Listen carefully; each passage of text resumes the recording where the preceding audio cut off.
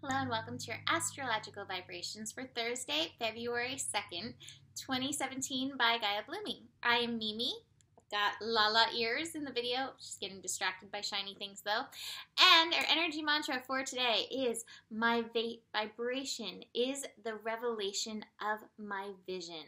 And what's coming is as is your vibration or as is your vision, so will be you, so will be your journey, so will be your experience. So we're having this energy of really looking at our vision. What are we projecting? What are we seeing? And I've got the card, New Vision.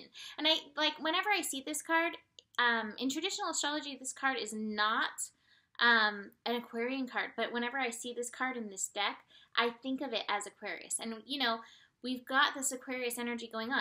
Sun in Aquarius is doing its own thing. It's the moon today making all of the interactions and Venus preparing to shift that we're really going to be feeling. But meanwhile, under the surface, Aquarius is like, do you feel me? Do you feel what I'm laying down? And we're like, yes, yes, vision, electricity, frequency, vibration. So, moon in Aries is making that T-square energy come to life as the moon in Aries conjuncts Uranus. Moon in Aries is squaring Mercury, so Uranus in Aries. Moon and Uranus hanging out in Aries. Uranus in Capricorn, Mercury in Capricorn, and then Jupiter hanging out in Libra. And as well, Jupiter and Mercury today are also squaring. So this T-square tightening, like I said, you know, it's contractions and expansion, contraction, expansion with this T-square, these cardinal signs, helping take us through our personal birthing pains of birthing this new level, this new vision of ourselves into being. So the good news with this energy is that it's happening while those of us, at least stateside, are going to be sleeping. In fact, all of these moon connections today, it's also going to connect with Saturn, that's all going to happen before like 9 a.m. California time. So before noon on the East Coast. It's early morning energy. However, you may wake up feeling piss and vinegar. You may experience some of these birthing pains, some of these energies in your sleep. But you know, even through the tough astro, there's benefits. That moon conjunct Uranus, ideas are coming through. Ideas to support us in this vision. So be listening. What is the universe channeling in and through you at this time? What are you being called to share, to vocalize, or to express as your personal vibration? The moon squaring Mercury, moon in Aries. Mercury in Capricorn is actually really helpful because Capricorn, again, is that energy of structure. So that Mercury in Capricorn is like, okay, you want to take this action, Aries moon. I got a lap kitty again. She's like, this is what I shall do during the horoscopes. I will come be a lap kitty. Hello. So that Mercury energy is like, you've got to get into structure, into your structure, this new way of thinking before you take this action, this revelation of your vision. Let that take hold within you, that vibration and that revelation of your vision before you take that action. So that moon in Aries and Mars also in Aries may be like, I want to go, I want to move, I want to go, I want to shake the stuff up. It's like, but do you know who you are? Have you reached this place where you're like, oh, I'm solid in this? That Mercury energy wants you to get solid. Mercury's also working with Jupiter. And Jupiter, to me, has some really great revelations in this energy. Kitty claws.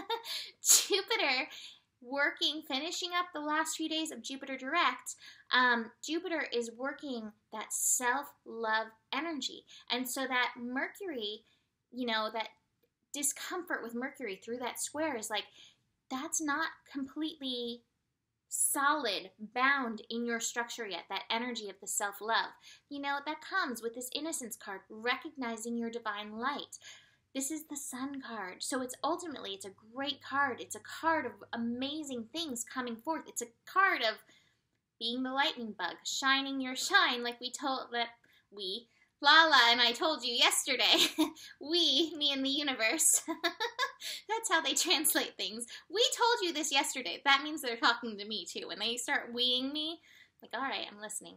But anyways, that Jupiter, Have you found the revelation of your self-love, which is in your personal innocence? And it's in recognizing the innocence of others as well. That moon in Aries is also going to be opposing that energy. So that moon may be pulling against it as Mercury is pulling against it. It's all that 23 degrees. So there's just this huge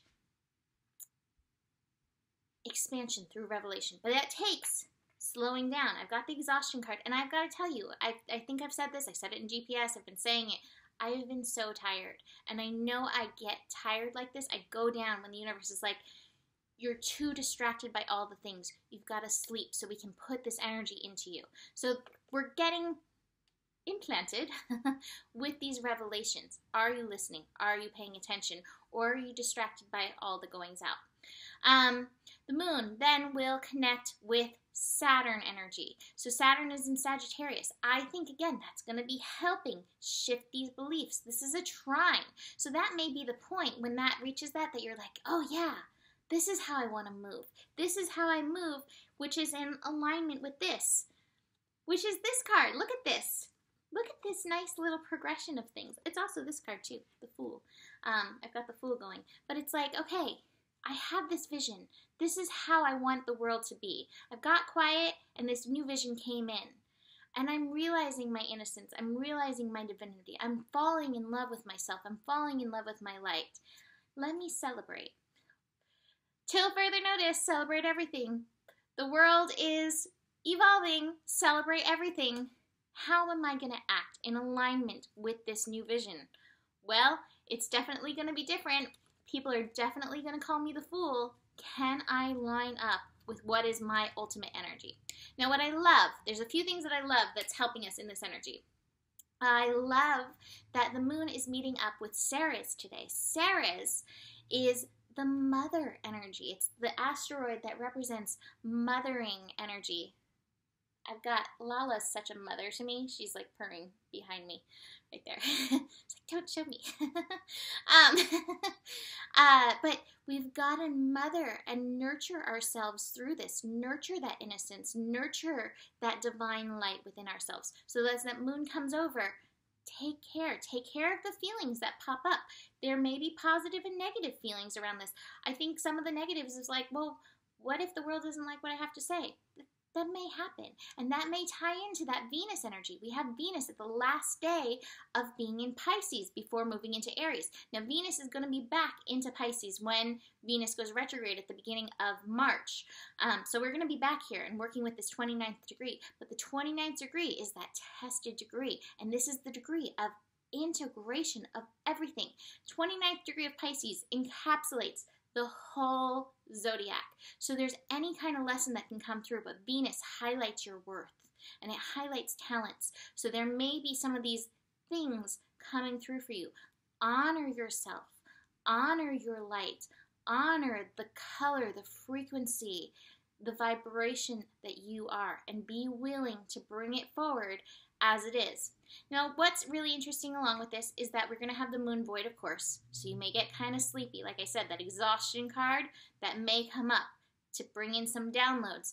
We then have the moon shifting, though, into Taurus, which brings in that energy of knowing your worth, honoring your divine place on earth. So there is purpose in all this energy.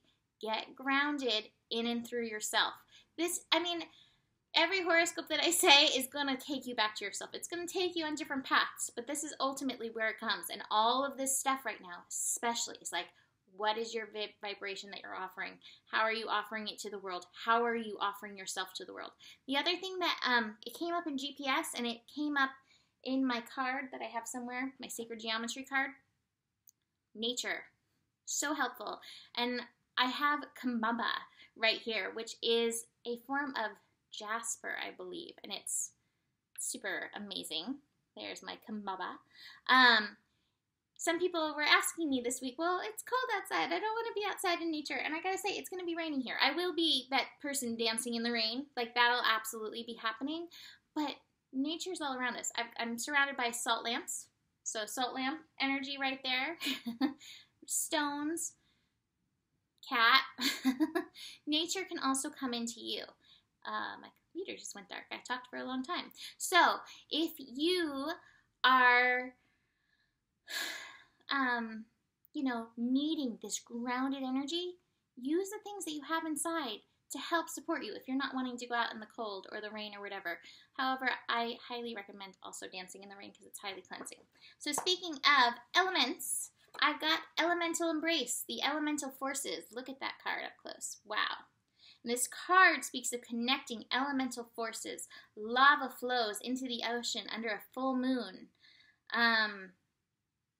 There are lovers inhabiting the steamy plumes. They embody the passionate embrace of fire, creating earth, transmuting water into air.